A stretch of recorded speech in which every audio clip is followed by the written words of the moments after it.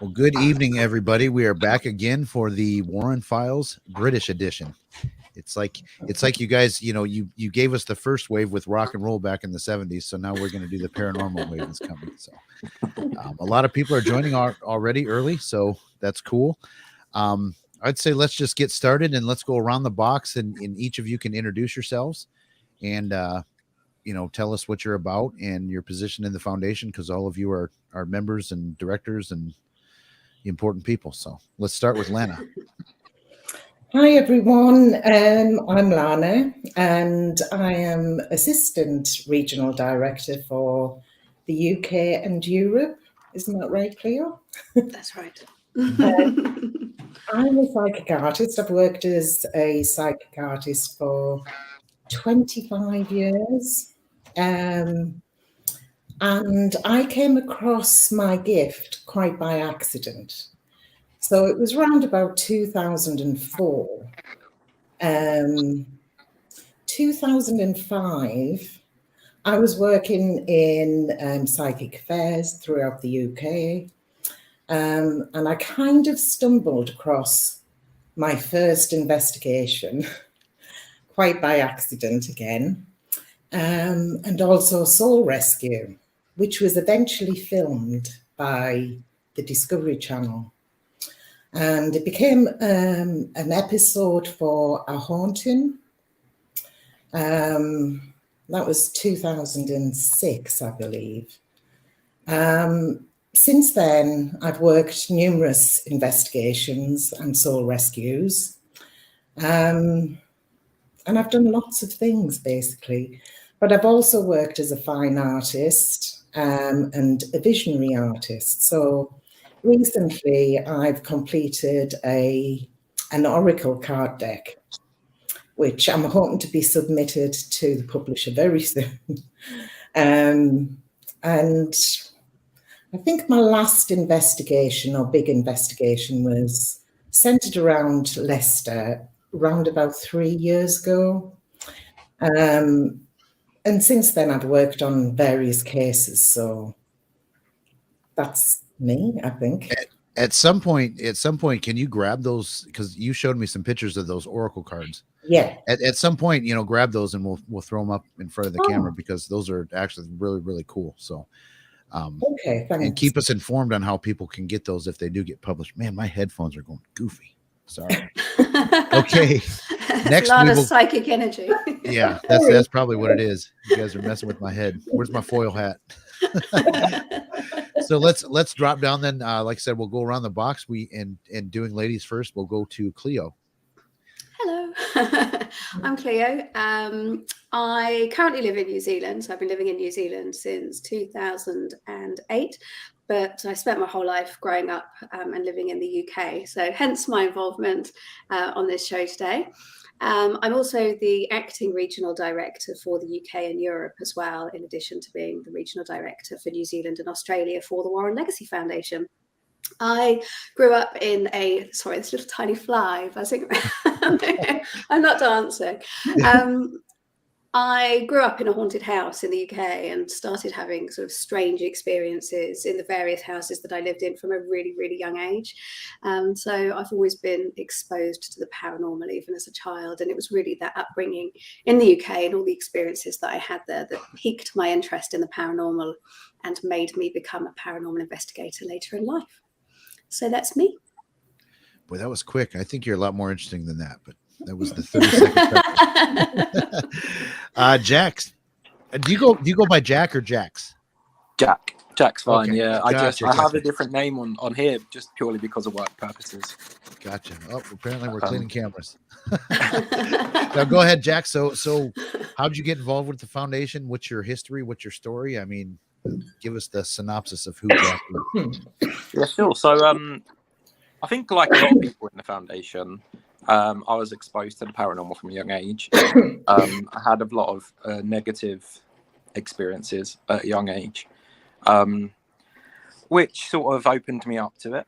And then I started talking to my nan, who isn't with us anymore, but I started talking to her, and she started to tell me about how our family on her side have got like 6 generations of mediums going through the generations and stuff like that, and that really got me into the paranormal like really fast at a young age, when she started telling me all these stories, and she was telling me what I could do if I did this and that. And I used to sit there and watch all of the programs in the world on the TV with her, paranormal wise, from like the age of like 10.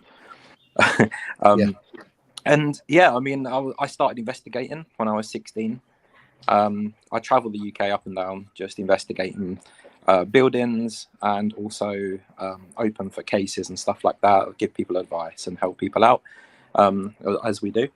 Other than that, really, it's a lot of personal experiences that I've had. I used to work as a security guard, doing night shifts in like this place that was just ridiculously haunted. It, like, every night I would get like really good activity. So for me, going to work, it wasn't like, oh, I've got to go to work today.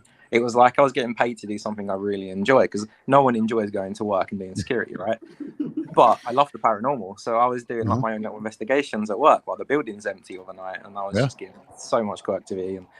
But yeah, that's pretty much it. I run a little group in the UK, Essex Paranormal Society, where if anybody needs any help or anything, along them lines with the paranormal, we're there. We're free, completely free, and we'll help people out.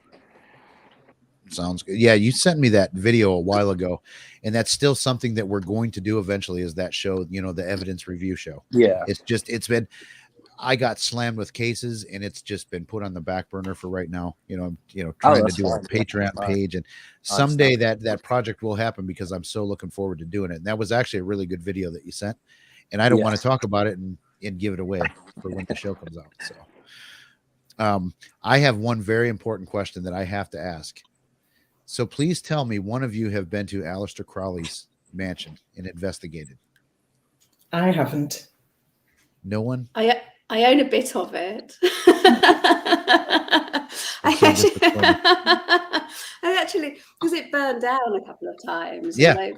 They've been restoring it, and so one of the things that they've been doing is selling off pieces of the charred masonry and the rubble from. Yeah, so I actually have some pieces of that building in my house here in New Zealand. Are they still selling them? Yeah, I think so. Oh my! Yeah. Okay, you have to send me. You have to send me how to get one. Yeah, because I'm a big Led Zeppelin fan, and Jimmy Page lived in that house for a while and was supposedly tormented because of what Aleister Crowley was doing there. And it's a big long story, but I'm okay. So somebody did have a tie. That's great. That might get a chunk of this house. This is awesome. This is turning out to be a good show. Just want to let everybody know too in the comments. Go ahead and ask questions, because this is an open-ended conversation. And I've got a couple questions, but they're not going to last for the 2-hour duration of the show. So. And I asked one of the few that I had. So I got one question I had too. Is there, so like here in the States, we have local legends like Bigfoot, the Jersey Devil, we have, cryptid things. And is there anything over in the UK that's different than what we chase after here? Because we have a lot of like Bigfoot hunters, like I said, the Jersey Devil, Mothman. I mean, there's so many like paracryptid or the cryptid stuff that we chase around here. Is there anything different in the UK and Europe in general? There is in Norfolk. I think in different regions they have different things. So in Norfolk, there's something called black shuck, which is a dog. So we would call it the black dog of the fen. So I'm from Cambridgeshire, which is next to Norfolk. But yeah, we would call that the black dog of the fens, which was like a kind of devil dog. Devil dog, yes. You carry on, Lana. Well, that's about it, really. But I mean, even my friends would talk about it and, claim to have seen it. And it was obviously apparently supposed to be kind of a large black dog with glowing red eyes that was Yeah, supposed to be a portent of doom if you saw this that's thing. right. But, Could that have stemmed from wasn't it like Sherlock Holmes and the Hound of Baskerville or something like that? Wasn't that a book? Possibly. I wonder if Possibly. did it stem from that, or was he feeding into that legend, or inspired by that question. legend to write the book? He could have been inspired by it. I believe that Black Shuck's been sort of within the Norfolk area for so long. Yeah. And possibly, as I said, different areas would have different things or a variation on a similar thing. Mm-hmm. What do you think, Jack? Have you ever? Yeah, I think it kind of reminds me of the case actually that Ed and Lorraine worked on with in Southend with the werewolf demon. Yeah. I haven't really dived deep into that, but I've sort of read the basics, and it sounds quite sort of similar to that. But I mean, another thing is it's not really paranormal, but you got the Loch Ness monster in Scotland. Yeah. I mean, a lot of people say they've seen that. True. I don't know exactly what it is and if it's true, but there's a lot of people that say they've seen it. So yep. But yeah, I mean, local to me, like I say, I, as you know, obviously I live in Essex, and there's actually a place near me. I won't say what it's called on here because I know they don't like people going there, especially for the paranormal kind of reasons. To the point of where they have police patrol it like every 2 hours and stuff like that. Oh, wow. Because they find dead animals all around the buildings, and I never believed it. I thought, oh yeah, it sounds like something off YouTube, it doesn't sound real. And I went there with my friend, and literally we was like, wow, the activity that we got when we was there. We did go there knowing that we weren't really welcome. This was when we was younger, but they let us stay there for like an hour and just do our thing. So we was like, okay, cool. Like, we drove for a while. And yeah, I mean that was a really crazy place. There's meant to be like some sort of like demonic thing that is worshipped, and it's sacred ground. So have you ever heard of our Skinwalker Ranch? Yes. Yeah. Is it similar to that? Because that's what it sounds like. It sounds like a Skinwalker Ranch type place. Like it's all kinds of crap happens there, and they really restrict people from going there. And so what I will say is it's meant to be holy ground. Take from that what you will, but yeah, it's a very, very old building. I believe it's 1600s, which is quite old. Old for us anyway. But yeah, that's sort of a local legend, which a lot of people locally know about it, but I know that they don't like us sort of sharing exactly where it is. So I'll respect that's fair. that. But yep, that is fair. So have any of you ever been to like Stonehenge? Yes. And does that have paranormal stories with it? Because that's a legit question. I have no idea. That's a great question. It is. I'm surprised I'm surprised it's never been on TV as like, the Ghost Adventures crew goes to Stonehenge. Yeah. I think because it's sacred ground. I have a big thing about sacred ground and stone circles and treating them with reverence rather than, going in there and, putting sound equipment up or whatever. Right. You have those morals, but I don't know that Zach Baggins does. So. I think, man, if he can get a show out of it, he's all about, hey, let's go to Stonehenge. I'm just curious, are there rumors though of that being, haunted or anything like that? I haven't personally heard anything like that. I mean, there's definitely an energy to the place. Yeah. So have you heard anything of that nature, Jack? No, I haven't. But I've heard a few things. I've heard. I've seen a few documentaries and stuff on it. And I know that people believe that basically the complete opposite side of the earth, there's something, I forgot what it is now. There's another artifact that they can't explain. So it's like Like it goes directly through the earth, like all the way through. Oh wow. Yeah, there's a whole documentary about that. You probably find it on YouTube. Everything's on YouTube these days. But yeah, there's a really cool theory about linking back to aliens and things like that. But yeah, I mean, that's all I really know about it, to be honest. There's definitely, I mean, I saw a documentary on it quite recently, and they were talking about they'd found evidence that there was a killing there, and it was almost like a ritualistic killing. And they'd found the skeleton, and they kind of reassembled it, and they'd figured out. And this guy had died he'd had multiple arrows fired at his body from a number of different directions, whilst apparently being in this stone circle. And whether it was supposed to be, they kind of didn't really go too far in speculating why it might have happened. That perhaps it might have been a warning to other people, or they didn't really kind of particularly go down the track of it being a sacrifice. Yeah. But, you can't help but wonder whether or not that might have had something to do with it. But with something, it was a young, apparently a really young, healthy man who had been killed in such an awful way, and that's clearly going to add something to the energy of the place, even as long ago as it would have been. Yes. We do have a question in the chats. It's from Stephanie Elgady, which is one of our directors here in the US. She says, has anybody been to Borley Rectory, and is it truly the most haunted house in England? Yeah, I've been there. I've been there, but not inside, because I know it got burnt down, didn't it? Or a part of it got burnt down at least, or something. But I've been to where it was originally, and it is a really eerie place. But I mean, you can't really do much there now, unfortunately. But it's a really cool place, though. I don't know if any of you guys have ever. I haven't. I haven't been there. I mean, I have to say, as far as being the most haunted place in England or in the UK goes, I think it'd be really hard to pinpoint any one location, because the UK in general is just absolutely teeming, not just with historic buildings that have got a lot of activity going on. We could talk about now the name of it escapes me. In St. Osyth, they've got the Cage.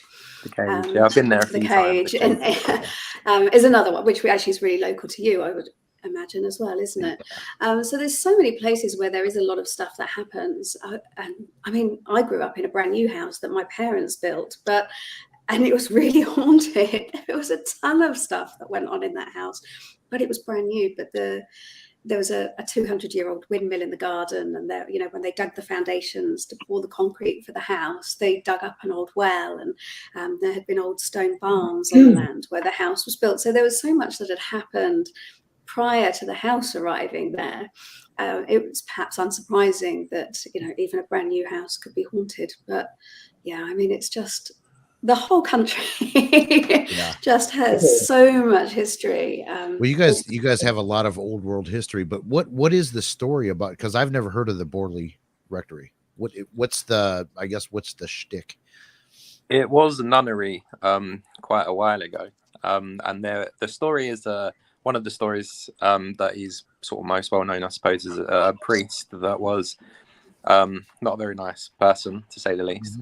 And there's, again, I don't know how true it is, but apparently he impregnated a nun, and then built like this, room, I suppose. It had 4 walls, and it was just bricks. And when people he deemed weren't holy anymore or whatever, he'd put them in there and just let them waste away. That's a story that I've heard a few times from a few different people, and I know there's a few films about it and stuff too. But that's one of the more sort of crazy things that I've heard. But I'm writing that one down too. On top of that, I mean, I was talking to Chris about Borley Rectory, because he said his grandparents loved Borley Rectory. They went there quite often. They had a lot of activity there and things like that. So I know in terms of the paranormal, there's probably a lot more than what we know. But yeah. So Philip says that Harry Price, which is a U.S. he's an old spooky story guy.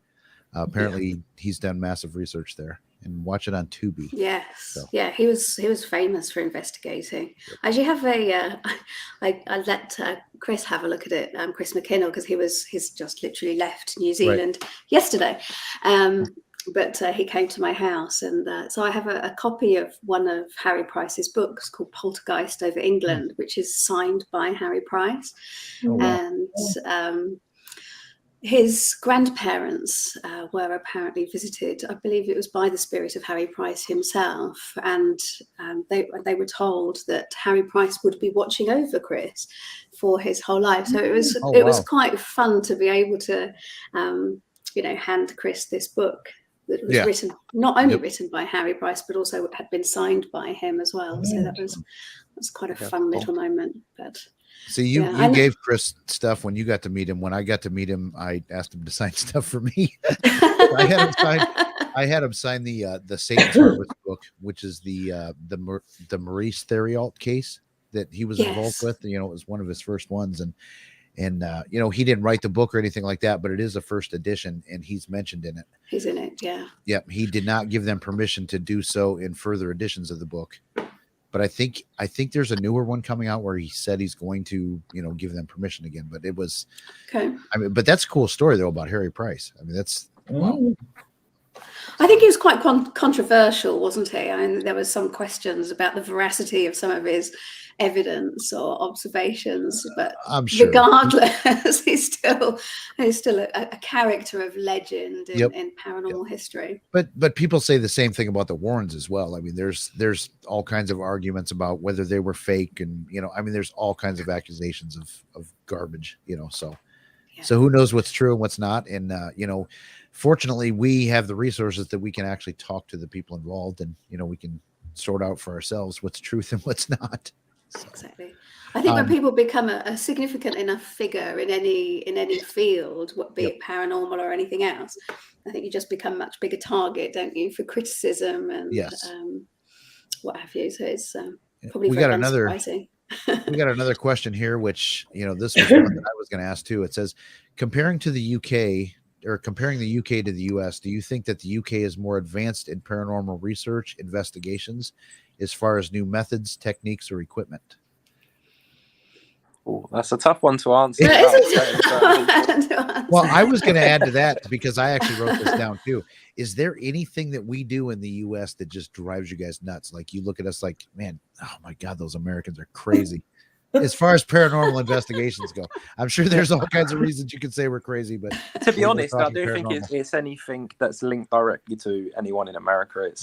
It's kind of just things that certain people do in general. I mean, I've tried to watch videos online of people, teams investigating and stuff, and they'll use an Ovilus and it will say demon, and they'll be like, oh my God, there's a demon here. And it's like, come on. Like, people like say things like that. They're just outlandish, and it frustrates me. I just have to turn it off. But it's not USA strictly. I mean, I know a lot of UK teams, I see their lives and they do things like that. And it's like, it's just silly. Yeah. I don't think I'd want to single out any one particular country as being superior to any other country in terms of investigative technique or equipment or anything like that being superior. I always say I don't think there's any experts in the paranormal because it isn't a science. Right. It's all hypothesis, it's all conjecture. We're just trying to figure it out as we go along. And so there isn't really any such thing as a stupid idea or a stupid thing to try or a stupid piece of equipment to use. I think any one thing is just as likely to get a result as anything else, or just as unlikely to get a result as anything else. Everything's trial and error, isn't it? Everything's trial and error, and there's been some great pieces of equipment. In fact, if you're into technology and the paranormal, most of it seems to come from the USA. That's true. I think we're quite lucky over here though, because I think a lot of the American followers and that would agree that we definitely, I'd say, as silly as it sounds, we're more haunted than America. I mean, I know so many American friends I've got that say, wow, like it's so crazy over there when they visit and they do investigations. And I think, but we are a tiny island at the same time, remember? So you know. But it's so, you know, in the realm of history, it's so old.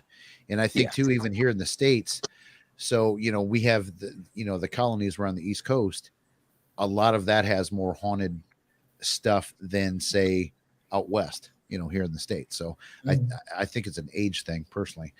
Lana, what do you think? I just sorry, I was going to be cheeky. Oh, go ahead. I was just going to say, I think the reason that the UK is more haunted is it's just the British attitude of stiff upper lip and keep calm and carry on.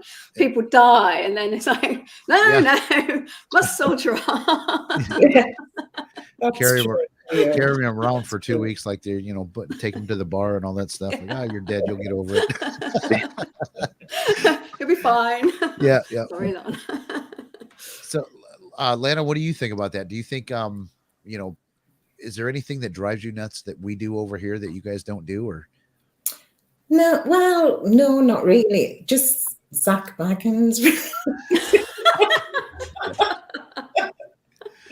He drives me crazy, but yeah, I think pretty much it's to do with procedure and, you know, the use of equipment. I'm not a big technology fan, to say the least, but I've watched plenty of investigations, and to be honest, there's a similarity between, you know, as Jack said, the UK and the US, and it's kind of, you know, in terms of gleaning information, it's very similar. It's just the way that you go about it, and I think it's down to the individuals and the sense of respect. To me, a sense of respect is utmost. The ego doesn't go down too well with me.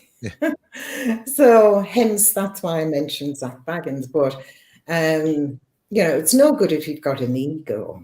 You've all got to work together as a team, because I think the right people together will bring about really good results. are you guys flooded with teams there in the UK? I mean, is there a lot? okay, yeah, because like I live in Toledo, Ohio, which is it's a bigger city, but it's not New York or Detroit or Chicago. It's kind of, you know, but yet still big. And I mean, there's got to be 50 to 100 teams just here in my city. So I mean, is it that way over there, to where you guys are just there's just an influx? Like I said, obviously, remember we're a tiny island compared to you guys. Yeah, but yeah, I mean, I often get invited onto investigations with groups to sort of advise and help and techniques and things like that. And I've joined quite a few groups, and I've walked out halfway through because I'm just I leave halfway through because I'm like, you guys are just not serious. You just can't. Yeah. There's just too many of them now, and just everyone wants a piece. Piece of the pie, as they say. Yeah. But they're in it for the wrong reasons, and they just get disliked straight away. And it's just, you know, you got to be in it for the right reasons, and you've got to, you know, you've got to have a passion for it. If you don't have the passion for it, and you just want a bit of fame off YouTube, then it's not for you. Yeah, that's, you know, similar here too. So how about New Zealand? I mean, are you guys flooded with teams? No, actually, there's a really small number of. There's kind of group. There's people that kind of pop up, and they might set up a team, and then, you know, they'll disappear for a while. I mean, New Zealand is about the same size as the UK, but the difference is the population size. We've only got 5 million people living here, so there's just not very many of us. So there's lots of space. But not that many human beings, which for me is a distinct advantage. Yeah. And so there's, I don't know, there's probably barely half a dozen teams across the whole of the country, and particularly teams who have any kind of longevity or you know, like real dedication to what they're doing. Rather than just being kind of enthusiastic. I don't want to say amateurs, because obviously we're all amateurs. We don't get paid for doing this stuff. Right. It's you know, it's something that we do as a hobby and a fascination, and to an extent a calling as well when it comes to, you know, helping people with paranormal problems. I think there's an element of calling involved in that. But there are really very few people who I would identify as being kind of known teams within New Zealand. Mm-hmm. And you guys have a lot of I don't even know what to call them, because I know nothing about New Zealand, but like, I guess here we would say native people. And that's like a lot of New Zealand's. I mean, what is their, do they have, I don't want to say paranormal stories, but do they have paranormal beliefs or spirit beliefs, or is it similar to our, Native Americans, or what is unique to where you live versus, the States and even England?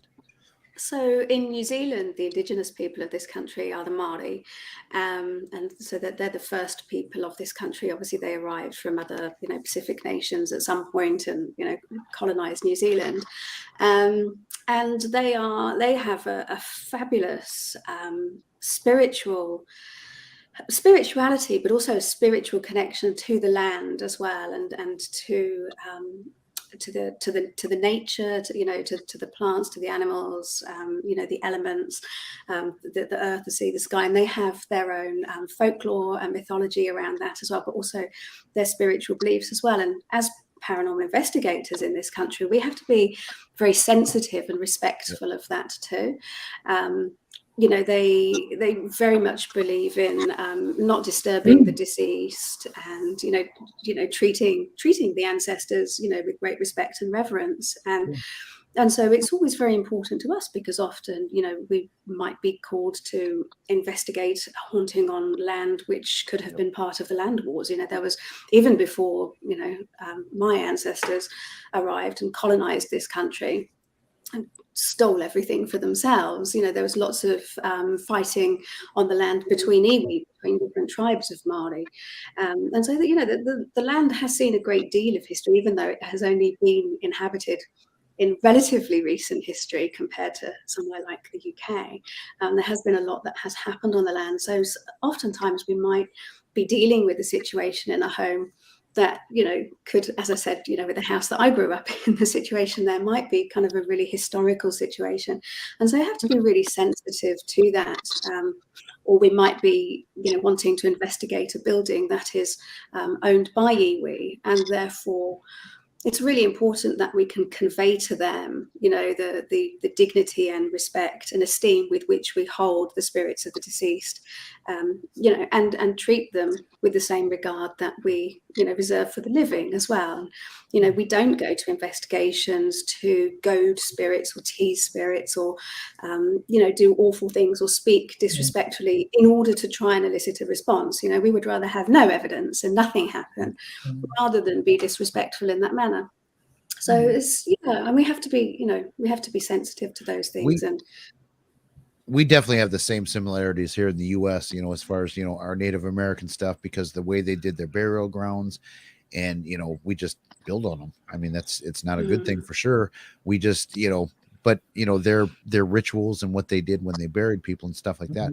Does that happen, Jax, in Atlanta? Does that happen in the UK as well? Do you have, like indigenous people, I guess, that, have sacred grounds and things like that were native to the land before?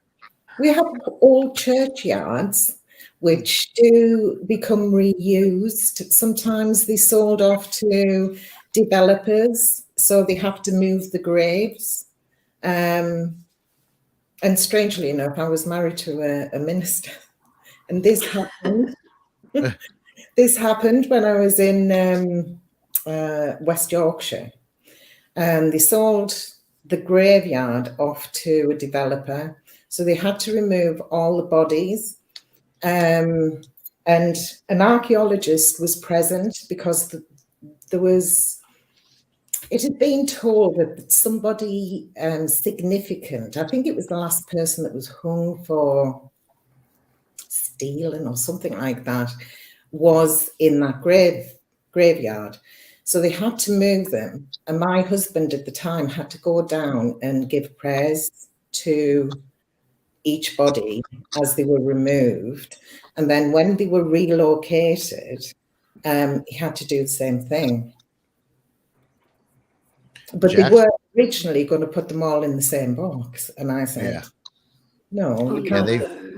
There's by me, actually, there's a place. It's and a lot of people don't talk about it because they get pissed off about it. But it's in Athens, Ohio, which is an hour and a half from me, and they actually, the college bought some land.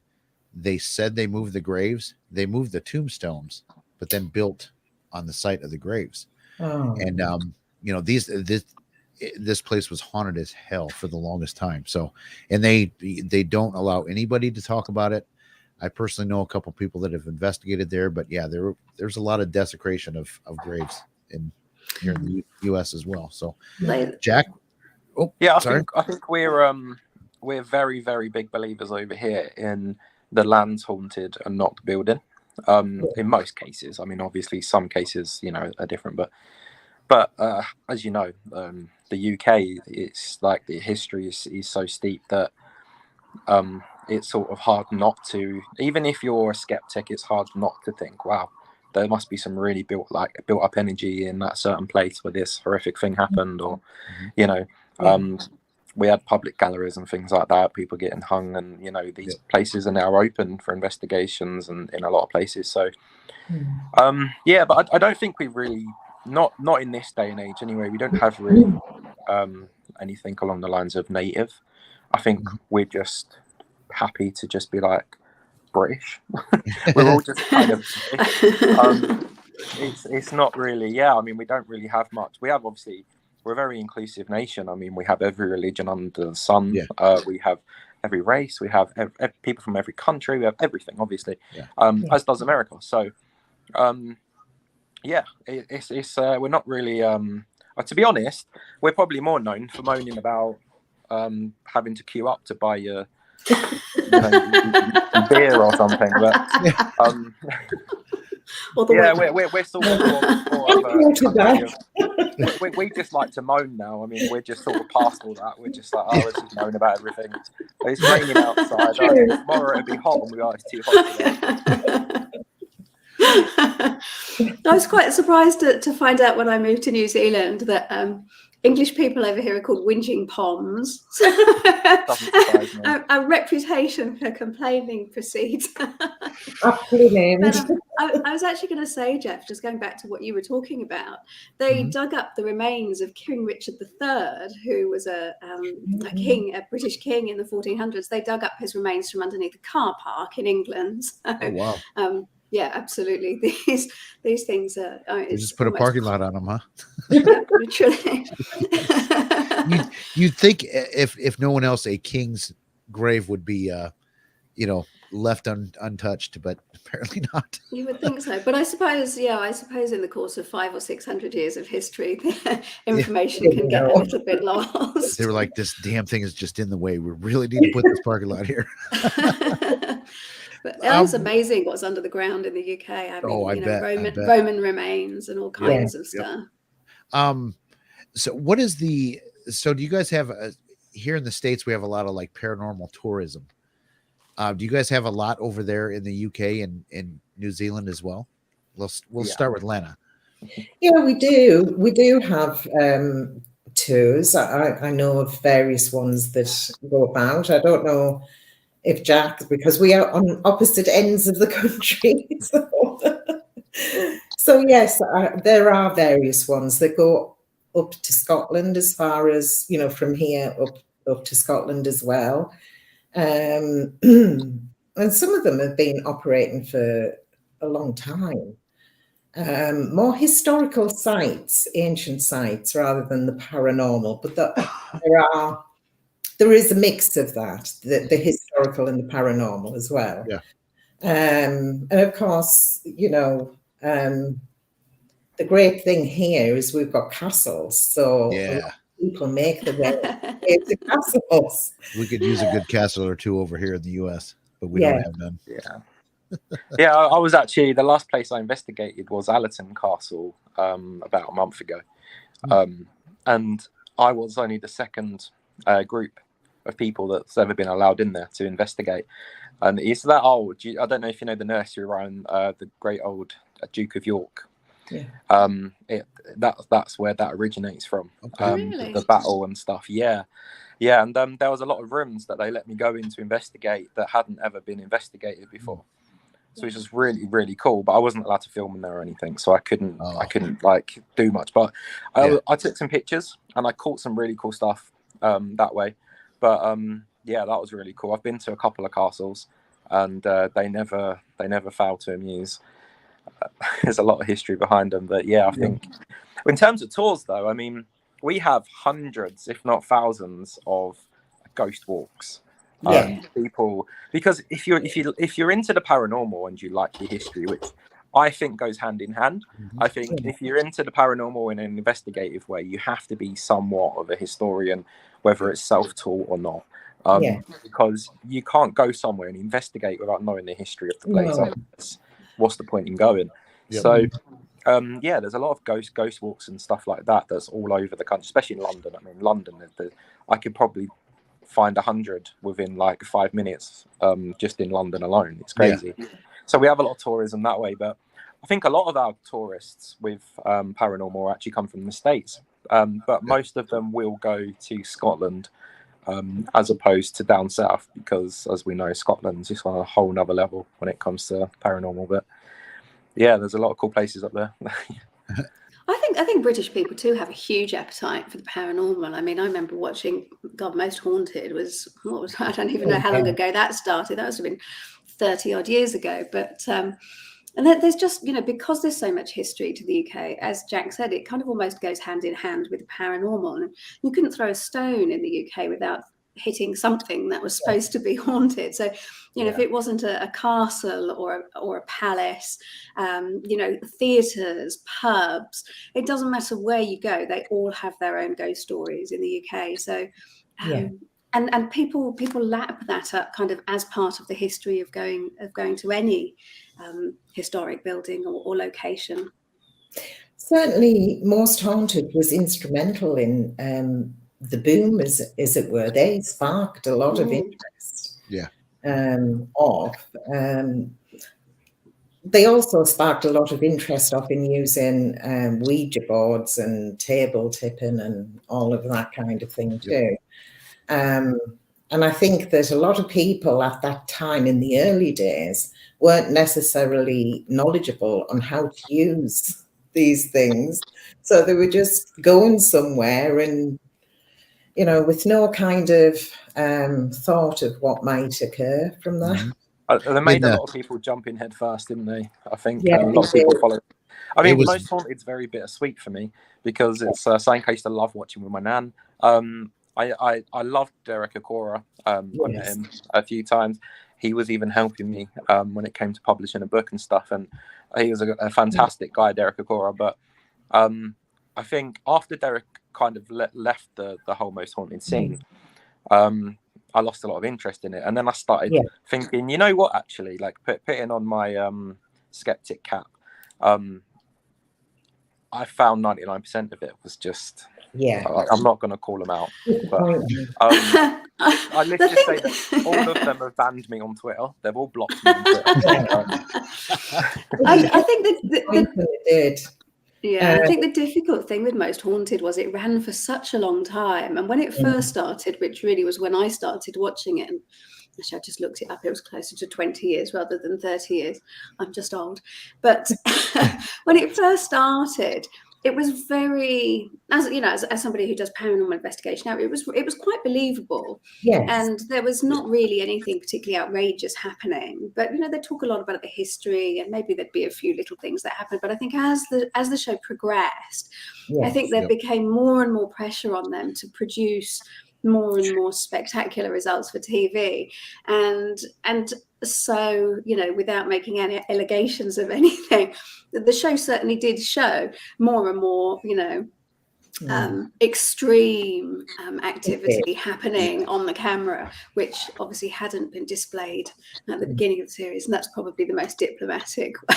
And I think too, like ghost adventures. Yes, I was going to say that. I think here in the States too, it's the same thing. I think a lot of these people started out legit, but then when you put money into a show and you get the film crew and you get the lights and you get thousands and thousands of dollars on these locations, it better freaking be haunted. You know what a lot of people don't understand is that when Zach Bagans comes out with look at this evidence we caught. They like you to believe they've been there for like one night, maybe 2 nights. Yep. Realistically, they've probably been there for a week just to catch that one EVP. Because if they didn't, then they haven't got a show. And a lot of people don't recognize that. You can't just. A lot of people go on ghost investigations and stuff and ghost hunts, whatever you want to call it. And they're like, oh, this is boring. Nothing's happening. And it's like, well, that is 99% of what we do. It's boring and nothing happens. So when something does happen, it's good. Yeah. You know, that's what everybody says. Don't you get scared? You're having a laugh. I've sat here for hours in the freezing cold in utter silence. No, I tend to fall asleep and doze off. Like I'm not scared. I'm really excited. No, but but you're right. Like I said, I think a lot of these shows, they start out legit.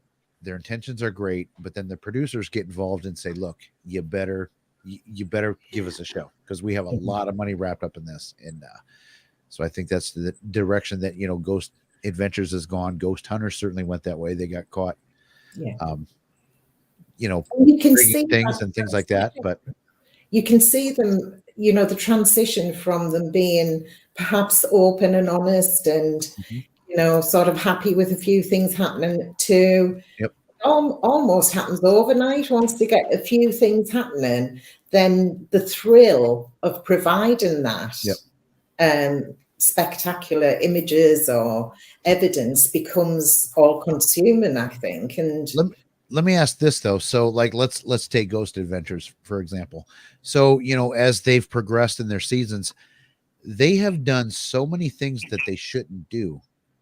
And they do rituals and things like that on investigations that they do now. Do you think they're actually like now getting more legitimate evidence because of there's a lot of stuff that they're conjuring, on camera, and they're doing rituals. They're doing circles and seances and Ouija boards and all kinds of crazy stuff. So are they maybe getting legit evidence now?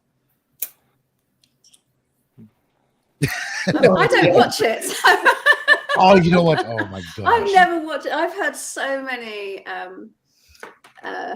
dissenting opinions. I don't particularly watch paranormal TV.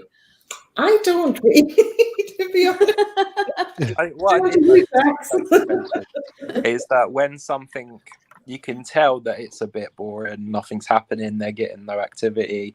All of a sudden, Zach comes over like he wants to hurt somebody, and he's feeling all sorts of stuff that you can't prove. And so for when it gets like that, it's just so silly, and I turn it off. But and then Aaron runs away. Watch it anyway. I think that's where and I don't know if you guys have seen it yet, but I binge watched 28 Days Haunted on Netflix recently, and I think that's actually I actually quite liked it. But I think that's where they had an advantage because they filmed for so long in those 3 locations that it gave them enough to to make those, I don't know, half a dozen episodes of or whatever it was that made up the series. They had enough material, and I think that kind of extended time in one location really overcame, what we all know, which is that if you go and do a paranormal investigation just for one night, the chances are there isn't probably going to be a great deal of any substance that happens. It's if you live in a haunted location, over time you have a wealth of experiences that build up. But to turn up somewhere and in that show in particular, then you add isolation to it. For 28 days. I mean, they got rid of their cell phones. They had no TV, internet, no connection to so you add that isolation into it, and that can contribute as well, I think. Yeah, I think the 28 days is a very, very good theory. And there's some truth in it, but the show was definitely way over dramatized for me. I mean, the guy reckoned that at the end of one of the guys went to hospital having a heart attack, and then he was back again the next day to fight a demon, and I just thought it's just not real. That's not what really happens. Like, I mean, sometimes as a fat white guy, I take my shirt off too to present that I'm a polar bear because it's very more threatening to a demon than what I actually am. So it's a good strategy, actually. Do you spin it around? I did like the bit where that vase flew off the shelf. I think they had some legit stuff there, but some of that. In the God helmet, like I was like, bro, you just gave yourself brain cancer. Like, come on, what are you doing? Like a 10-year-old. I'll stick my head in a microwave and see what happens. Yeah, that God helmet interested me. The other thing What that is I the God listened helmet? to, What God, is it? so it was like have you not seen the series? So it's a piece of No. headgear. So it's like almost like a sort of He looked full like a face motorbike stormtrooper. helmet. Oh, It did really, and then it had all of these coils on the outside. So clearly they were passing electricity through these coils, which was creating, you know, a huge electromagnetic field around the guy's head. However, with my geeky scientific knowledge, I am aware that the presence of high level electromagnetic fields will induce the feeling of, you know, experiencing paranormal activity. Yeah. It's known to give you the sensation of being watched, or to feel that you're not alone, or That's there's somebody paranoia. behind you. Paranoia. This links into a podcast that I listened to recently, which was called Haunted House, Haunted Mind. And this guy, and which I highly recommend that everybody goes and listens to, because I'd actually really like the opportunity to have an intelligent conversation with somebody about some of the stuff that was covered. One of the things was that he had some paranormal experiences, or had a paranormal experience in a place that he was living in.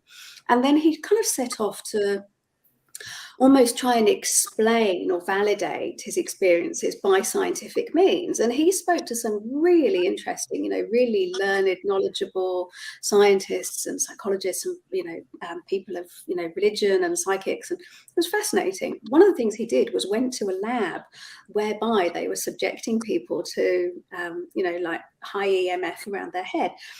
And so he underwent this experiment, and it reinduced this almost the same feelings, the same emotions, the same sensations that he experienced during this paranormal experience that he'd had, where he, you know, believed that he'd seen a ghost. And they kind of got around to it at the end, and I was grateful, because I was super frustrated in that he was saying, oh, you know, perhaps it was just something, I think this place was in the Rockies, and, you know, perhaps it was just something to do with the geology of the area, or the, you know, the strain on the tectonic plates, or the, I don't know, the granite or something, whereby he was trying to explain that it was this that had caused the paranormal phenomena. But as somebody else touched upon later on, it may have actually just been that all of this, you know, EMF around your head might have reawakened and made you relive the memory, rather than have created something entirely fresh. But I think it's a fascinating thing, and it was interesting to see this guy using something really similar on 28 Days Haunted. I'd kind of like to give it a go. I'll say so. So the Brandy Marie that was with that Jeremy guy in the show, she's not some big, I guess, haunted celebrity. You know what I mean? She's very. I personally know people that know her.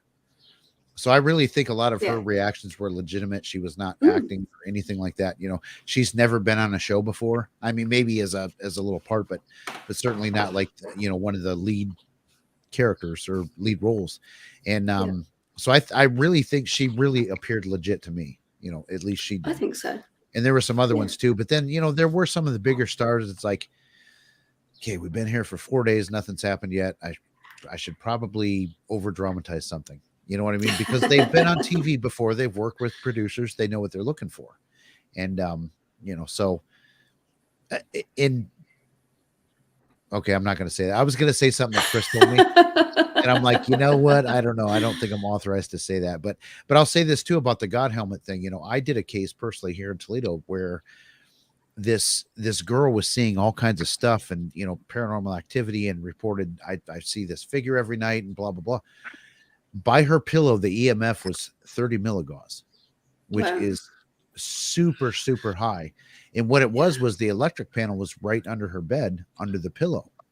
So she was sleeping with that EMF, you know, for 8 hours a night or whatever. So I mean, that, you know, there's a lot to be said about EMF and the God helmet and what it can do to your head.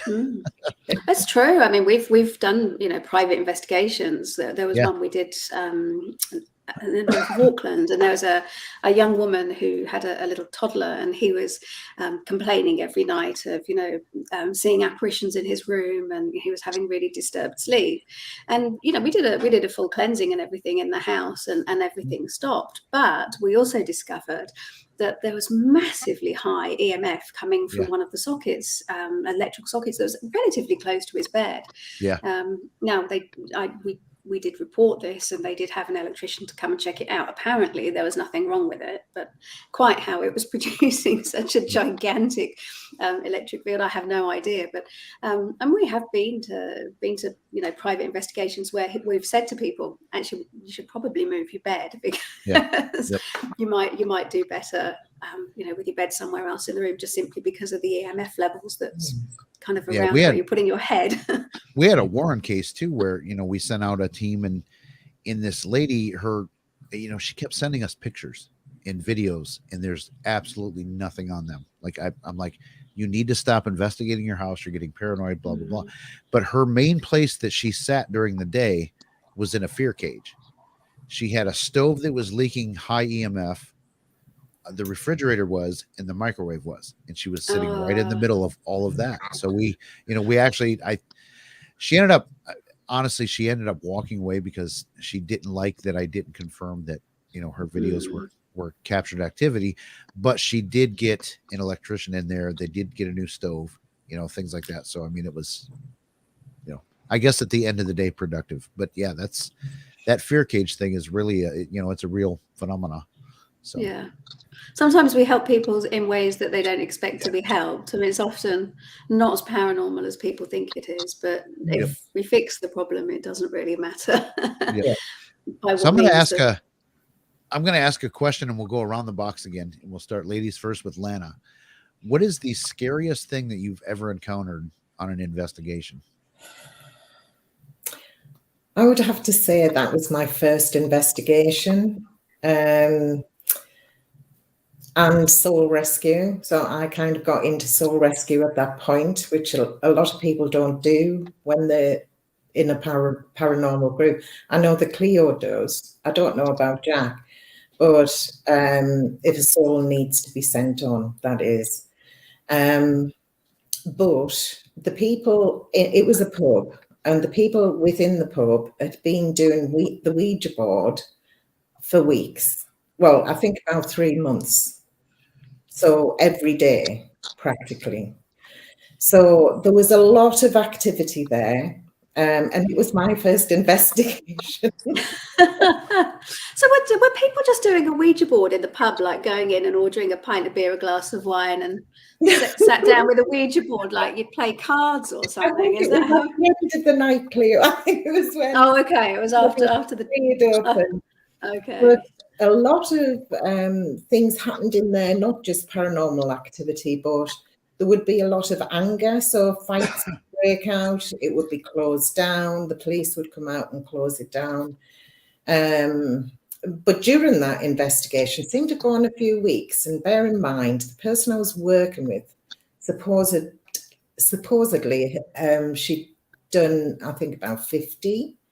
That she claimed prior to that, but I was taking her lead, as it were, but I was watching people, how they were afraid, how frightened they were, how I'd see the moods change, and I think, like Cleo, very sensitive to energies, and perhaps Jack, you pick up how people are reacting to the situation. And there was a lot of things that went on throughout that period.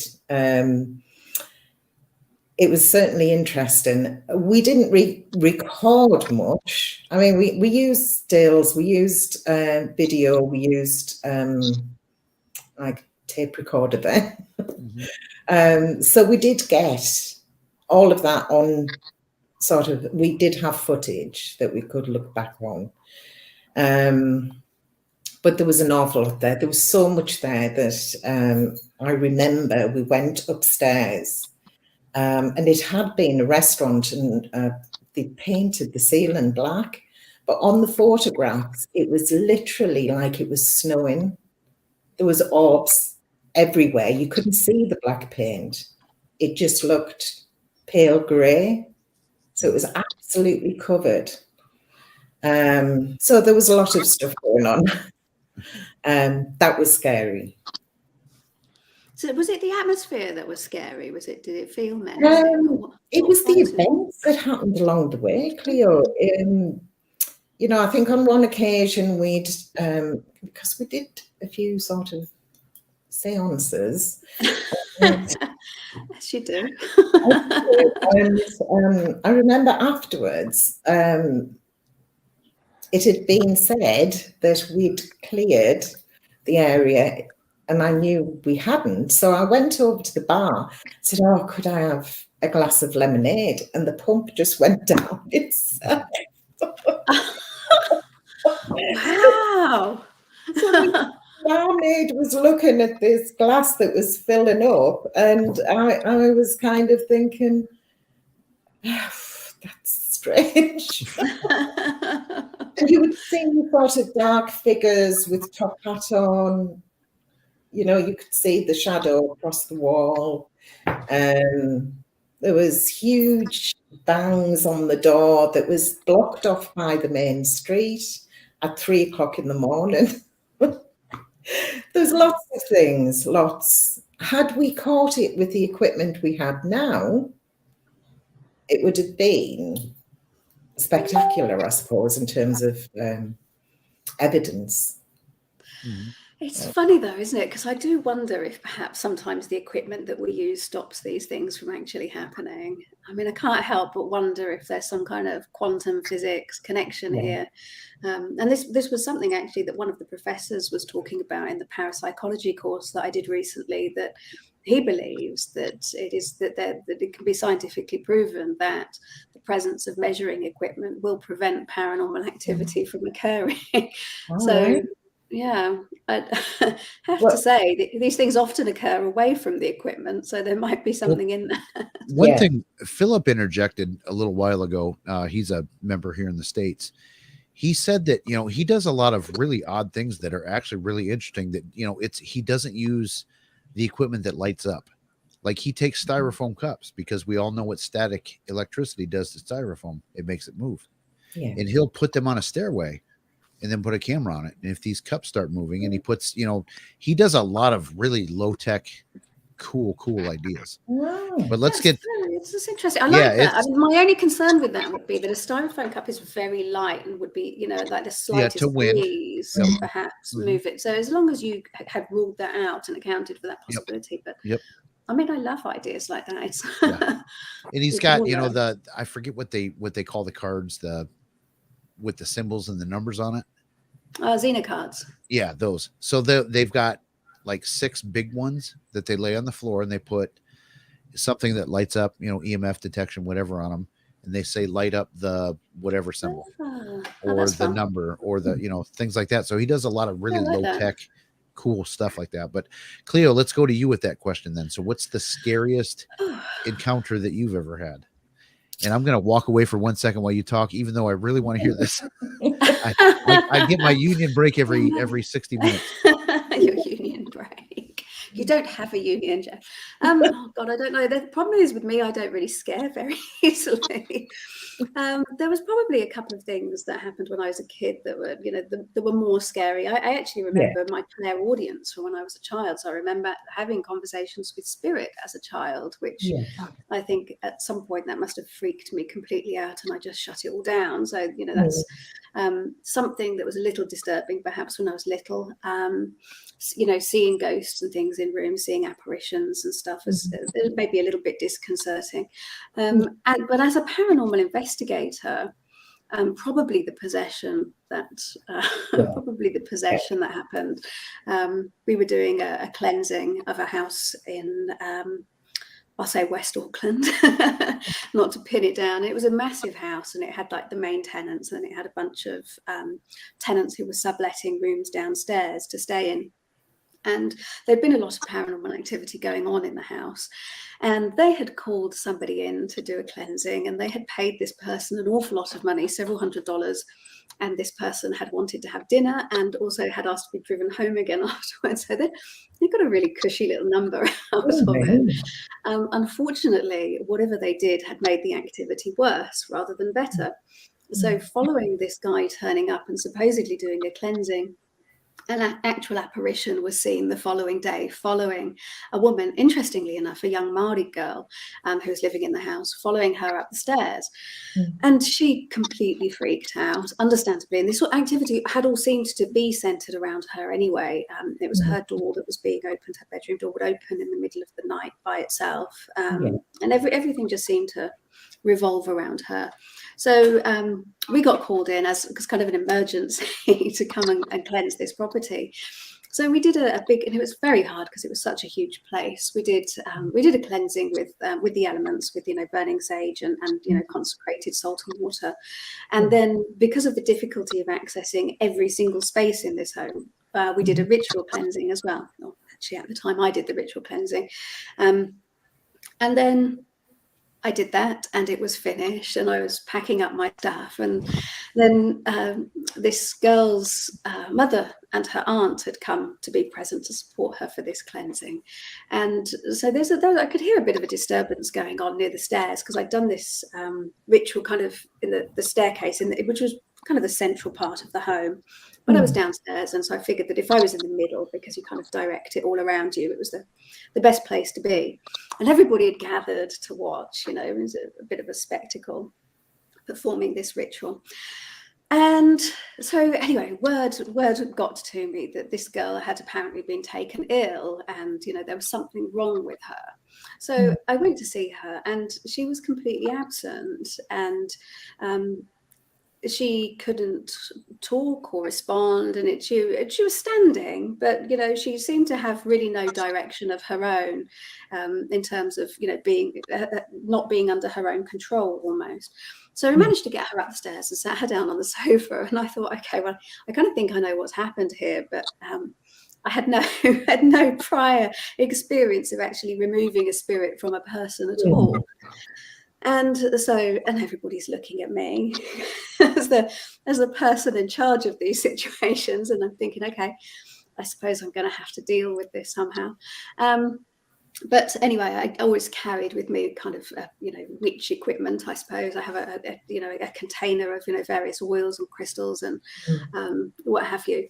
So I used some psychic protection oil on herself and me. I gave her, I chose a couple of crystals to hold, and sat down in front of her and took her hands and felt this. It was almost like a surge of electricity that rushed up my arms from her body. And it was really odd because it wasn't a psychic ssensation. It was actually a real physical sensation. It was like a vibration, like a buzzing that anybody would have felt.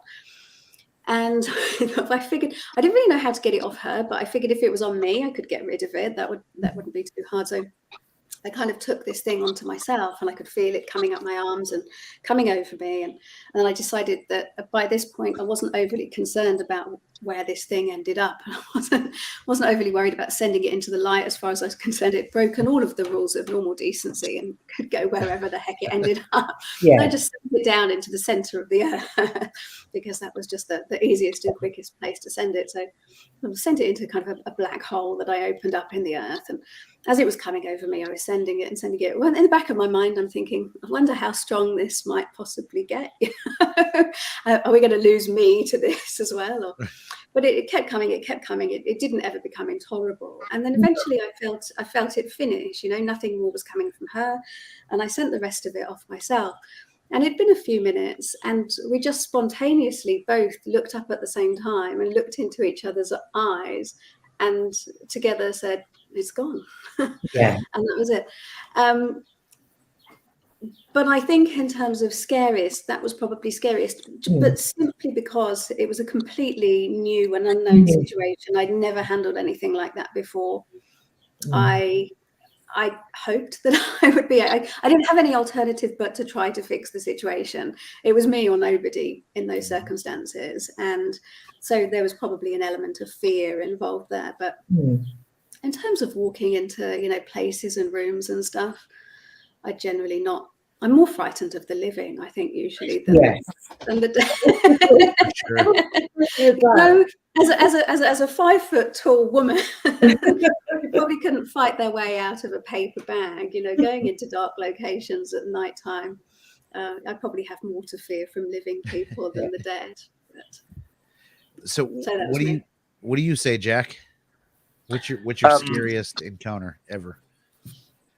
Ever, or on an investigation? Whichever you prefer, or both. I sort of give you one in the middle.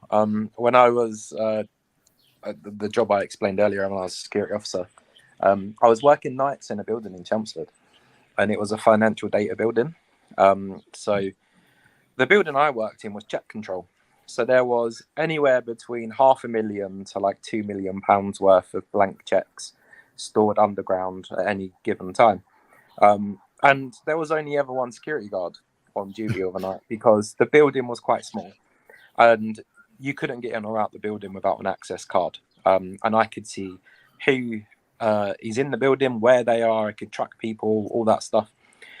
So I knew this particular night, I was the only person in the building whatsoever.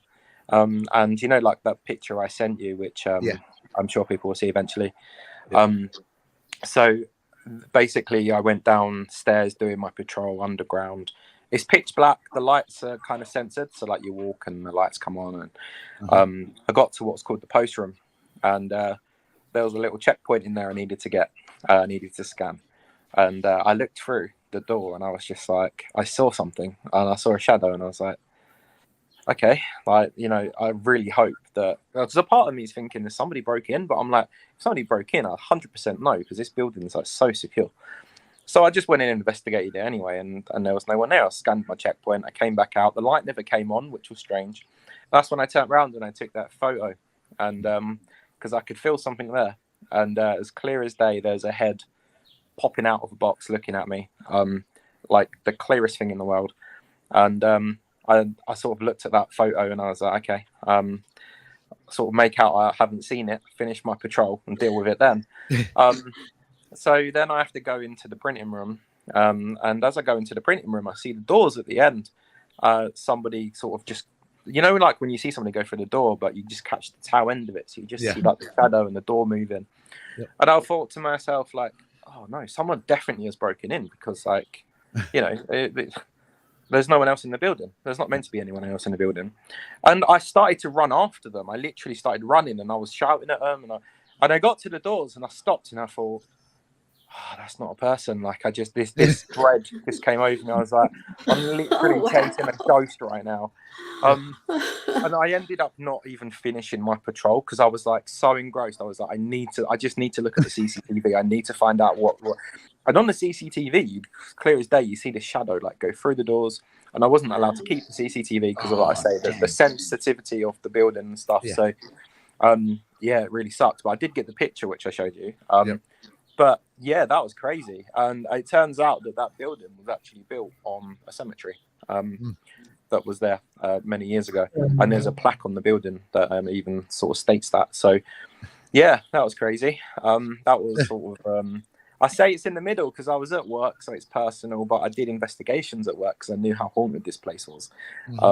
So yeah, that was sort of one of my best sort of captures, as well as kind of being like, okay, that's real.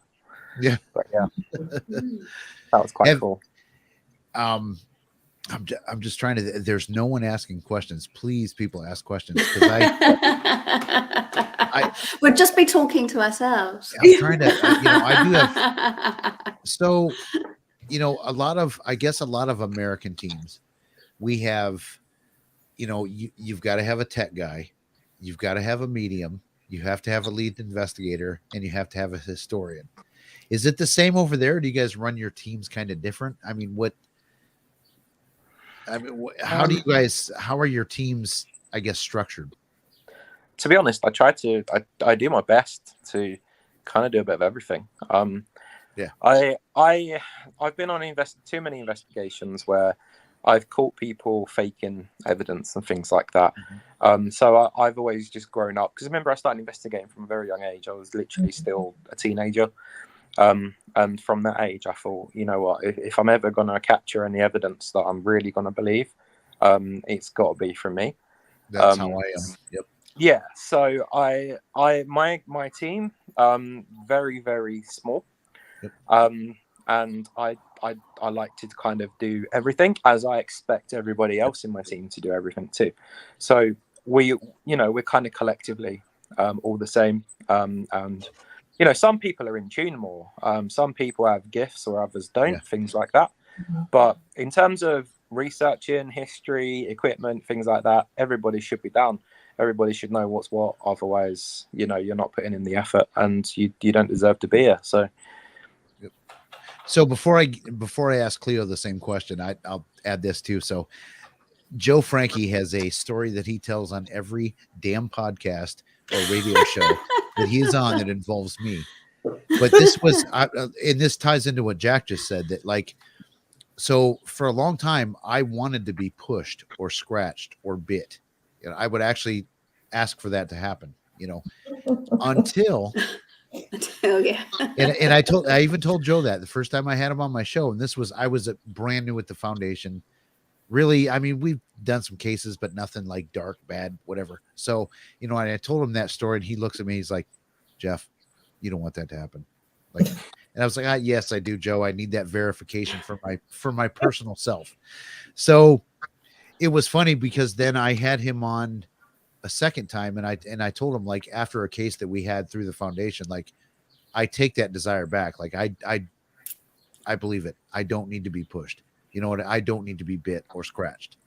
I don't need that verification, because things happened on this case that, visited our house. It cut a chunk of my wife's hair off. Certain things have happened that, like, it's like, okay, I don't need that verification. But Joe, every time he tells a story now on a podcast, he leaves that out. He leaves the second part out where I take it back. So I think that's quite a common phase that a lot of investigators go through, to be honest. I think you start off very open-minded, and then you think, because like I said earlier, 99% of what we do is being bored, waiting for things to happen. Nothing happens, and you think, right, I'll open myself up as much as I can, and you give them permission to do whatever they want to you. And not everybody, but I know a lot of people that do that, and I think it's a phase a lot of investigators go through, and then when it happens, they're like, yep, I regret that. Yep. I actually think, going back to our favorite friend Zach Baggins, I really think that he, when he bought that demon house, I think he really, he screwed up, and I think he knows it. I mean, that's why he wears those big glasses now, because it messed his vision up. Cleo's like, okay, I never watched that show. but he really, I feel like I should watch it now. No, Zach has gotten involved with some crap that really has altered his life, and he shouldn't have done it, and he knows it. But Cleo, I'll ask you that same question then. So what do you think about the team structure, and how do you guys run your team?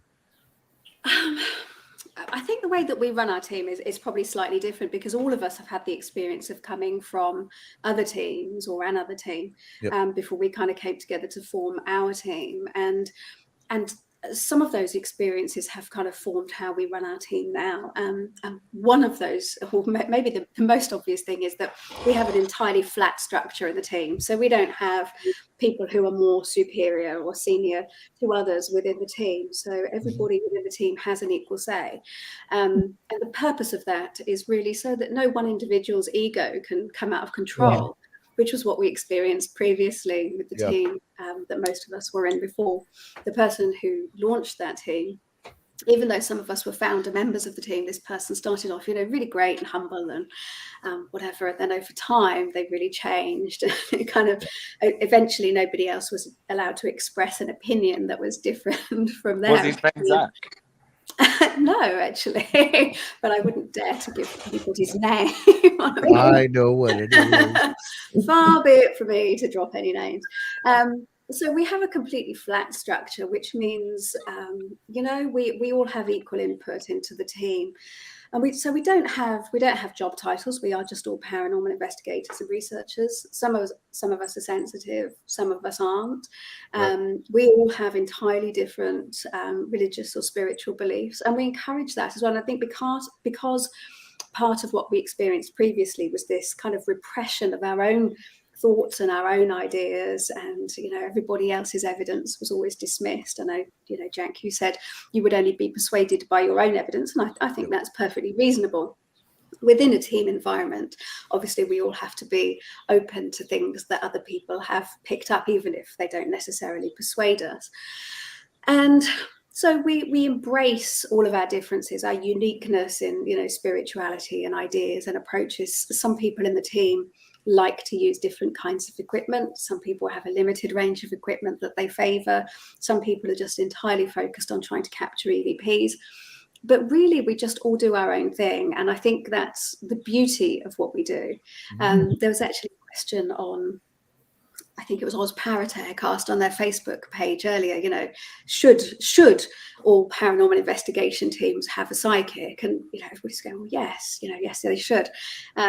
Well, I actually don't think there is any such thing as should. Every team should operate the way that they see fit, that the way that individual members, if you had a team that was solely comprised of psychics, and apart from the fact that it'd actually be really good fun to see how far everybody's opinions differed, and didn't use any equipment, I think that's perfectly valid. There are no rules, there are no experts. We should all just be out there doing exactly what we like in the way that we like, and then sharing what we get, because then we have, different ideas and different discoveries and, new approaches and, styrofoam cups and, flashing lights on Xena cards or whatever it happens to be.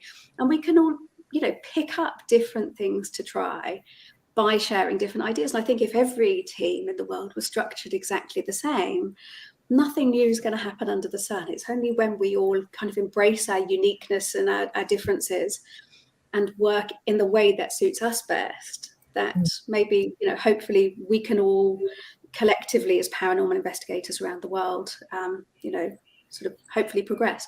I'm going to say Adrian asked a really interesting question, Jeff, that I'd like you to go to later. After Lana. I was going to say after Lana answers, we're definitely going to Adrian. Well, I'm not part of the team. No, you're part. Floating investigator / psychic artist. So if anybody needs me, I'll go.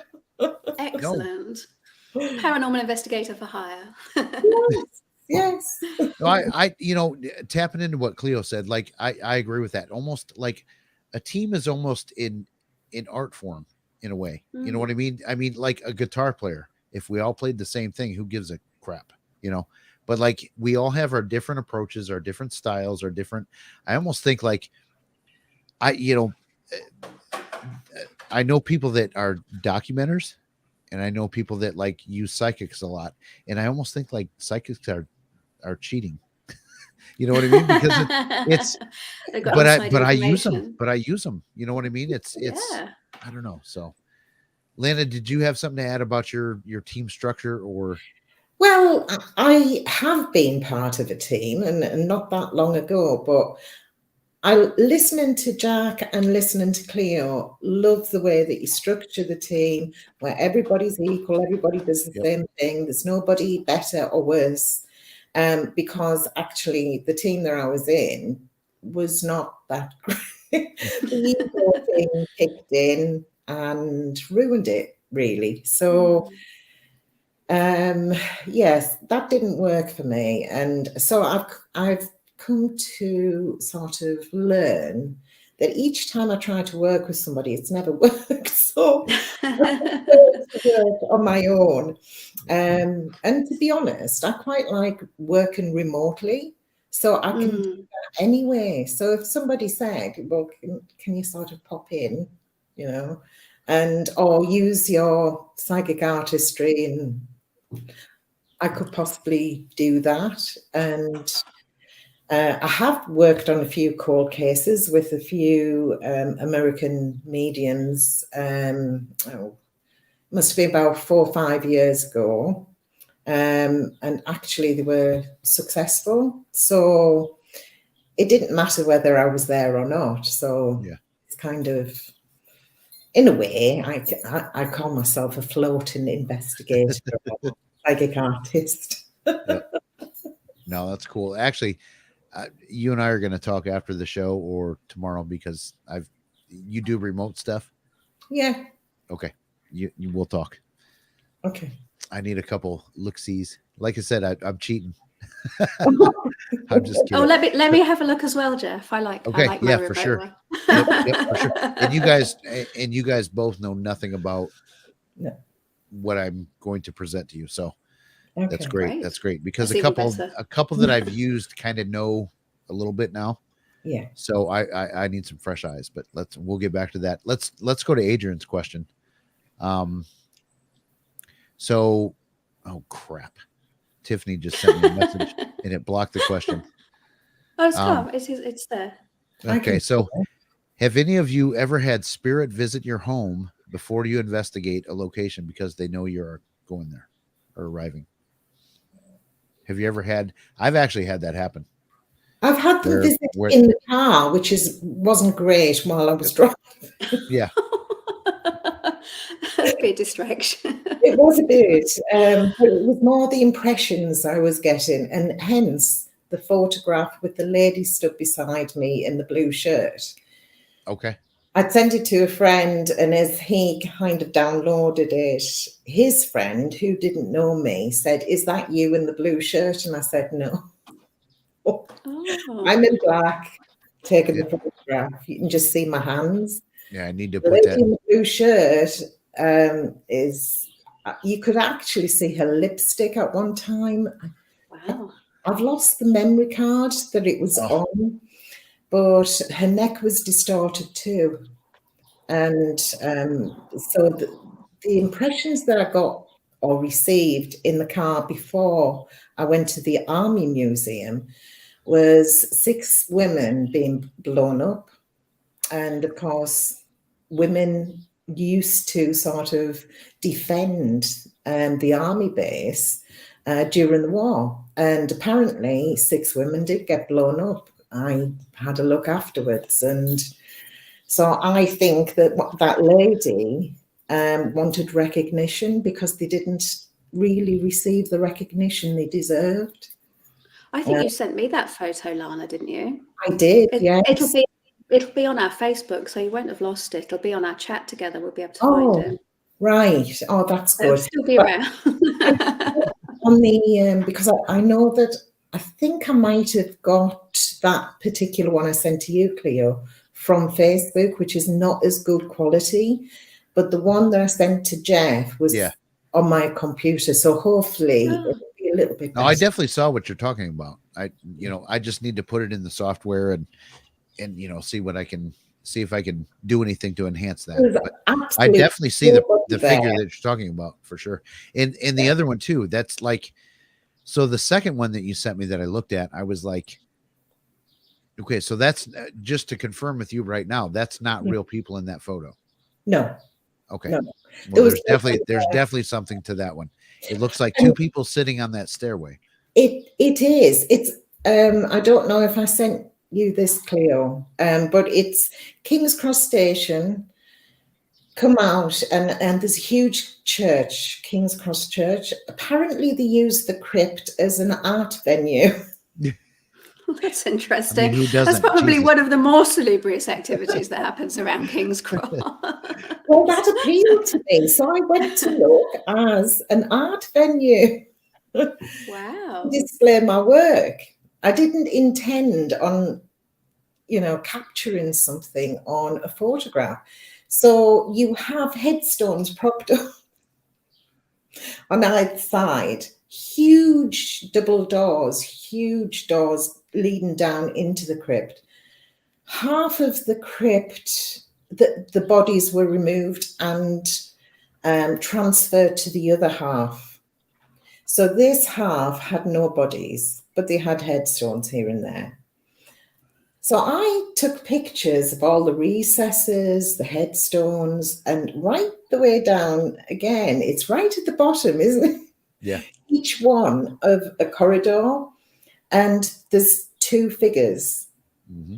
So hopefully Jeff can enlarge those, because it looked to me when I first looked, again, it was on the same memory card as the other picture.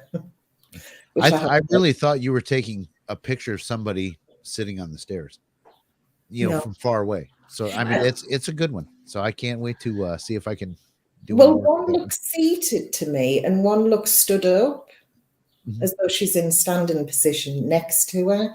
But they have long dresses on. I think they've got some sort of head wear. Yeah, I got to look at that more for sure. Yeah, it's cool. So okay. So that was meant to be an art venue to me, not an investment. Yeah. So I think we're never off the job, though, are we? Right. Jack, have you ever had that happen where spirits visit you before you go somewhere to investigate? I can't say I have really. I as I approach somewhere, I tend to get that gut feeling that a lot of people sort of know. Yeah. Like for example, when I went to Allerton Castle, as soon as I walked through the doors, when I say I see, I don't like physically see, but I just get that image. And it was a lady in certain clothing, certain color and whatnot, standing on the stairs, and I knew she was trying to kind of just make it known that she was there.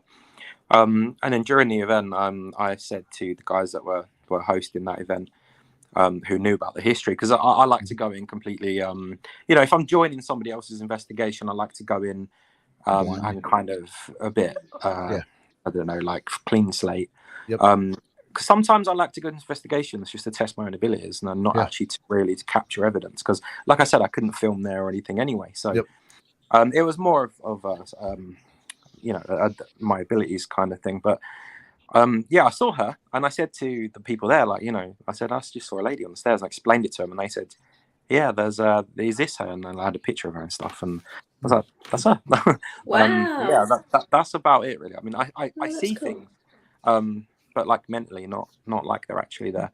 And I get messages and things like that, but I've not had it come to me before I get to a place. But as soon as I get there, or as I'm approaching, I get it. Yeah.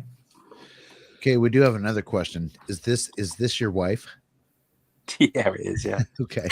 I think she's asking, what's the best way to open yourself up to more spirits? She should know this. Don't answer it. Well, that's all, folks. Have a nice night. I think Lana's probably a good one. I was going to say, Lana and Cleo, that's probably up your alley. Well, I kind of, right at the beginning, when I received my gift, I like to say, or discovered it, I kind of made my mind up that I wasn't going to open up until I began to draw. So mediumistically, that would come through as soon as I put pencil to paper. So for me, it is something that I do automatically, but I kind of do beforehand, kind of do meditation, do protection, because you've always got to protect yourself before you do anything spiritually. Sort of, I do the smoke. This is like an incense stick I made. And not advertising or anything. But this is what I do personally. So we all have different methods, and I'm sure that Cleo has her methods as well. But protection prior to spiritual work, always. But do the meditation. I prefer to burn my elements in a Weber grill. Oh, that is lovely. Look at that. I do.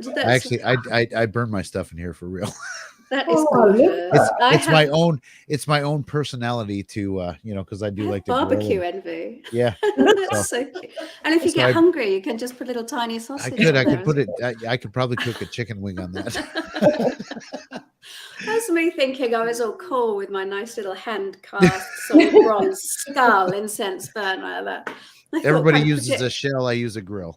I have a skull, but yeah, a little bronze skull, which is beautiful. And I thought mine was really flesh, but that's so cool. I mean, I have to agree with Lana. I think, and actually, one of the things that I neglected to mention at the start of this is I'm a witch, and I was initiated and trained as a witch. And part of my training was in teaching me to open myself up more to spirits as well, and spirit communication, and meditation is absolutely the key to that. And there's lots of different types of meditation as well. So if you don't do well with just, sitting on your butt in silence and being still, I which fall is asleep. doesn't and lying down as well is terrible. It could be very difficult. Or you'll suddenly find yourself thinking about what you're going to cook for dinner that night. It's very, very hard for some people to switch off that, what they call the monkey mind, that just wants to chatter and not allow you to be bored, especially for somebody like myself who has ADHD, and I probably have more voices in my head than anybody. They're all mine. I hasten to just before anybody calls the loony bin on me. My thoughts can go off in 10 tangents at once. But there is a really great, like, active forms of meditation. You can have walking meditation. You can have meditation whereby you might chant, or you might move around a lot beforehand before you try and achieve some kind of stillness. So it's worth investigating different approaches to see what works for you. Yeah. Yogic breathing as well is fabulous. Open up the chakras as well. Whilst I'm meditating and pushing. And there's really great guided meditations as well on, like YouTube, and free stuff that you don't have to pay for. Okay, I got a question about those guided ones. So, my wife was doing that for a while, and I would hear that. I had the most screwed up dreams of my life. Is that normal? Totally. Because I wasn't trying to do the meditation, but I could hear her. She had it on, and oh my God, it was like, I don't know. Yeah. It was like a trip. It was weird. I had you've actually probably dreams in the world. Subconsciously opened you up as well, perhaps without you meaning to. And I guess my personal story is, people tell me I'm gifted. I just don't pursue it for whatever reason. So, but I've definitely had experiences that I know are in the mediumship, psychic realm, crossed over people that, I have no proof of it, but I promise you it's happened. You know what I mean? Like, I just can't, other than in my gut, like Jack says, it's when we actually, I did something stupid a couple weeks ago. I invited a spirit to come home with me. Because you'll only ever do that once, Jack. Yeah. but it was a little girl, and she was being held at this location. Annabelle. Yeah, exactly. I know, that's what I'm saying. But so it was a little girl. She was being held by a nasty male figure. So, and when I said it was almost in like slow motion. When I said, "Follow me out the door," I was like, "You dumbass," So, really, but anyway, so and I was like, okay, I don't know how to cross this over. So, for about a week, we had stuff going on in the house, and it wasn't nasty, it wasn't evil, it wasn't bad. It was just like, hey, dumbass, you promised to cross me over. What's going on here? Like, I'm sitting here. I followed you home. It's not that much better than where I was, blah, blah, blah. So then my wife and I, and like I said, she's tuning into her abilities and practicing and working on them and all that stuff. She, we sat here one night and we crossed a little girl over. So, I mean, it ended up well, but I definitely don't ever do that. Well, it's Never, funny ever because say, follow me home. Oh, for God's sake, don't do that. No, Right. in response to Adrian's question, which I kind of didn't get to that one myself, but I haven't, but I've had two weird experiences before and after investigations. One of the things I've done, which actually links into what you were just talking about, is that we were going on a private investigation to a place that I'd never been. It's quite some distance from where I live. And the night, in the end, I wasn't able to attend the investigation, but the rest of the team went. But it was supposed to be a private investigation and then a cleansing. And I dreamed of the location the night before the investigation, and I actually cleansed the property in my sleep. before the investigation took place, which Brilliant. turned up absolutely no evidence whatsoever, and everything, and even the team said there was nothing there. And I was like, yeah, I'm really sorry about that, actually. But what was fascinating was seeing the photos that they took of this place, which was exactly as I had seen it. So I had literally traveled to this place in my sleep and cleansed it. But yeah, I mean, like, you're so much more open and sensitive in your sleep, so it's not strange that you had weird dreams after listening to it. Yeah. Subliminally listening to. Yeah. The other weird thing I have had is I was also followed home by a spirit following a cleansing. You can read about the case if you want to. If you Google Pukekohe poltergeist, I'll probably have to spell Pukekohe, P-U-K-E. P-U-K-E-K-O-H-E, Pukekohe poltergeist. And so this was a place in South Auckland, a town called Pukekohe. And there was a historic colonial home there. So from the 1800s, kind of Victorian home. And this has been, we discovered, has been historically haunted to kind of pretty much since the day dot. But there was a lot of stuff that went on in South Auckland with the land wars and what have you. And we actually did a couple of visits to this home and an investigation. It was not a poltergeist at all. That was just entirely journalistic license on the part of the New Zealand Herald, who picked it up. I think the Daily Mail ran it as well at some point. We didn't contact the media. They had picked it up from social media because the people had asked for help on a public group. So obviously we would never publicize a private case ourselves, but everybody was happy to participate in it. So it made for some interesting articles. But the first cleansing that we did of the home, I brought it back to mine with me completely inadvertently, and I kind of had some prior knowledge that it was going to happen because we did the elemental cleansing first before we did the ritual. And as we were going around with the burning sage and the salt and water, my colleague said to me, "You've got a really big spider. I just saw a massive spider on your shoulder." And well, I hate spiders. I mean, if it had been a real spider, I would have been out of that. But as she said it, clearly it was just like some kind of psychic spider that she had seen. And I remember thinking at the time, oh God, I hope that wasn't an attachment that I've picked up. Well, indeed it was. Oh no. And this thing, it was a female spirit that had been terrorizing the men who lived in this house, came home with me and caused absolute hell for one night in my home. So we all went to bed. My daughter sleeps in the bedroom next door to my husband and I. And as I was falling asleep, I was kind of instantly going into like really unpleasant, disturbing, kind of nightmarish dreams, which were kind of instantly waking me up again. I wasn't ever really falling asleep properly. It was just that kind of period before you go to sleep where the dreams sort of start before you're kind of fully unconscious. And so they were disturbing me. But what was really odd was because I wasn't asleep, I was aware of both my husband next to me and my daughter in the next room reacting to exactly what I was seeing in my dreams. So I could hear them moaning and groaning and tossing and turning as these various kind of nightmarish scenarios kept happening as I was falling asleep. And eventually I was just like, God, this is horrendous. And I sort of sent my feelers out a bit. I was like, oh my God, there's something here that's causing this. So I started doing a bit of, the ritual from my bed and repeating it until such time as, I was able to sleep. And the next day I did a massive cleansing of the house and got rid of it. But absolutely caused hell. For one night.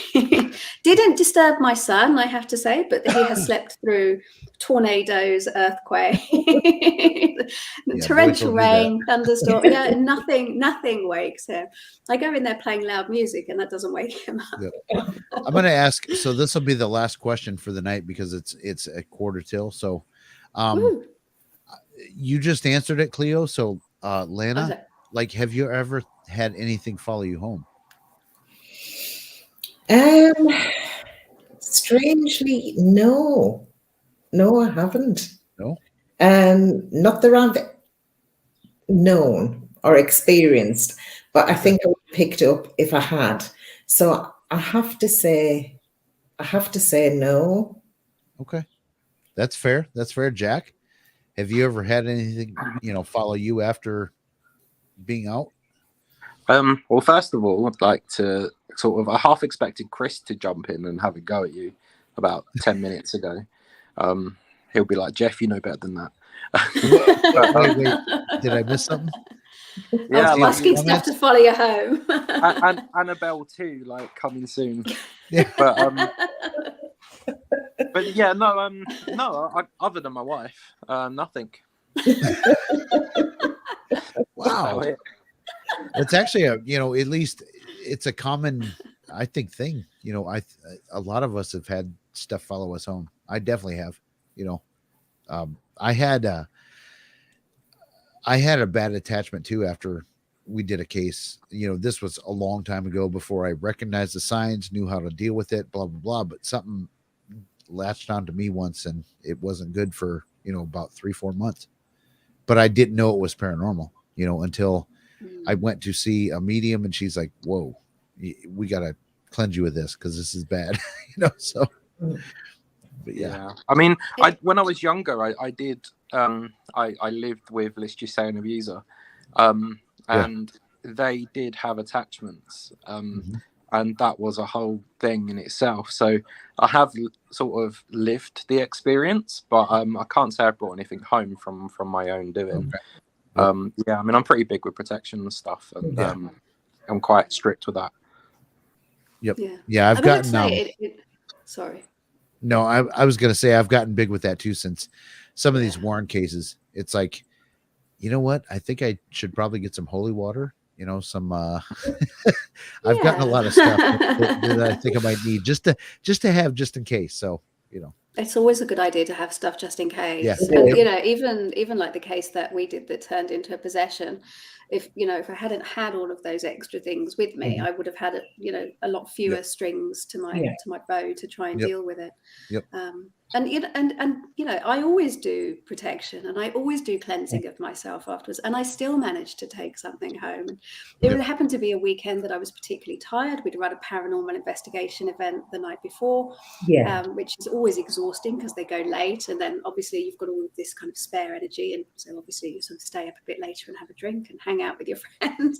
And then the next day went to do this investigation and cleansing, and I was exhausted, and I think it was just that vulnerability that allowed it to latch onto me and to come home with me. But I have to say that you mentioned holy water and things like that and forms of protection, but I do remember on that first investigation that I did that I would put holy water on my children before I went out.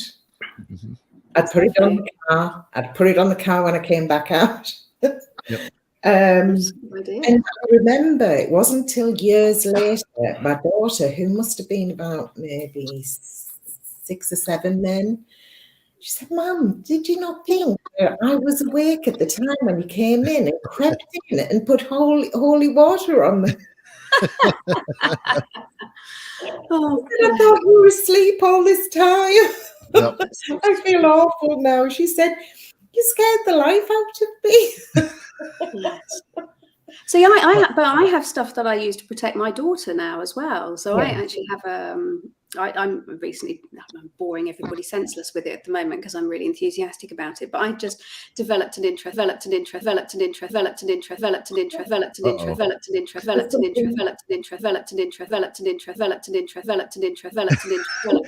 what do we do? I feel like I'm at a rave.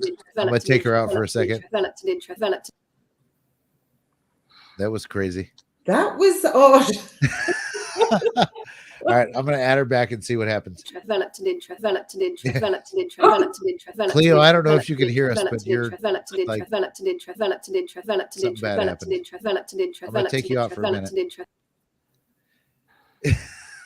Whilst you do that, I think a she's good point, obviously developed an interest. I think a good point to make for people watching is it doesn't matter what your belief is, it's all about intent.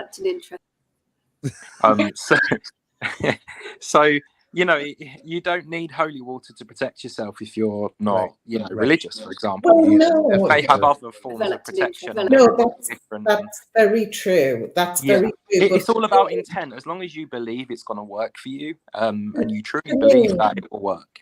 I have to say that for me, it was right. Yeah. So whatever is right for you, which is a good point to bring.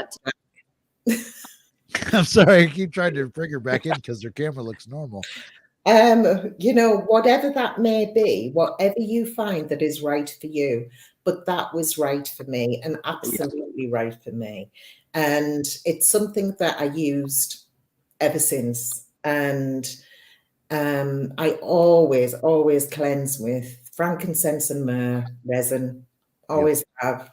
I use that a lot. And it's always been effective. Plus prayer, but it's a combination of everything. And you're right, it is the intent. It's got Okay, she's back. What happened? You developed an interest in something over and over and over and over and over again. Oh, did I? Oh, how Yes. funny. It was stuck on that phrase. That Developed an was interest. it? You'll have to watch that It's back. weird. Yeah, definitely Oh. watch it back. That was funny. That's really strange. Well, it was the answer to that question was Thai occultism. Just in case anybody was interested in what I was interested in. Yeah, Thai definitely occultism. interested. That is really spooky, isn't it?